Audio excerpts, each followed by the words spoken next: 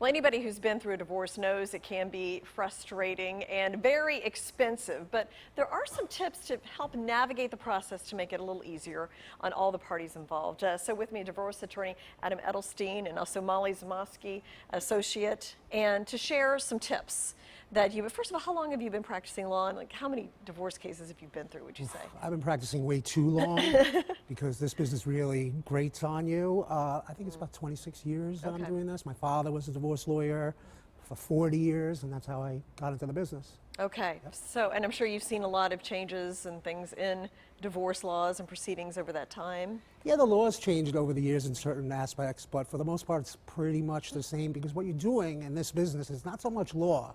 You're a psychologist, you're a psychiatrist, trying to manage the expectations of your clients, trying to schmooze judges and your adversaries. There's an art to this. Yeah. And the law, I think, is really secondary to the whole thing. And Molly, this has got to be one of the most emotionally charged legal things to be involved with. Because there's so much emotion and there's kids and, I mean, wouldn't you agree with that? Or, yeah. It's definitely an emotional time for the clients. I personally try to keep my own emotions totally separate from that of the clients and try to be someone who can calm the clients down and keep them level-headed about the whole thing and approach it from a standpoint where they're kind of weighing the pros and cons of how far they really want to litigate a case against just getting it over with and being able to move on with their lives. Okay. I mean, that's why there's a yin and a yang to Molly and I working together, because I rely on her to be the yin and then I'm the yang. I don't take it home with me, but I'm emotional in the office and emotional in the courtroom. And I sometimes, I like to say that I go a little harder if I think my client's in the right and he or she's getting a raw deal, either from the adversary and or the spouse or from the judge. So it's hard when you see something that's wrong, and this will lead to one of my first points, for you not to get emotional. And I'm not faking it. I'll often tell a client, listen, I know exactly how you feel. If I was in your shoes, I'd be angry also. I'm not lying about that. So it's very hard to keep your emotions out of it.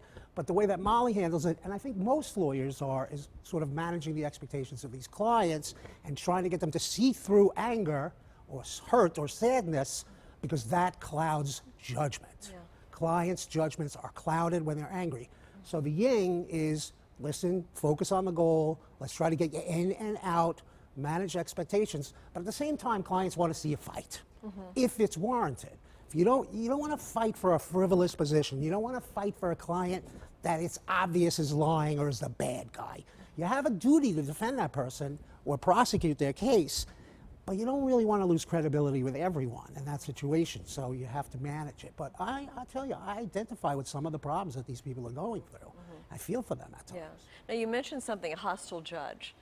So how do you deal with that? That's a good one. I went to Brooklyn Law School, so did Molly. Brooklyn Law School, if you do the research, has produced so many lawyers it's impossible to count. If you go to all the big firms in New York City and almost every courtroom, I guarantee 50% or more of the lawyers or judges graduated from Brooklyn Law School. It's not the Harvard, but it's a law school where they produce salt-of-the-earth street lawyers and real brilliant lawyers as well, and fancy judges. We had a professor at Brooklyn Law School when I was there. I don't know if he was still there when Molly was there. He's very famous. His name was Joseph Crea, C-R-E-A. If you Google him,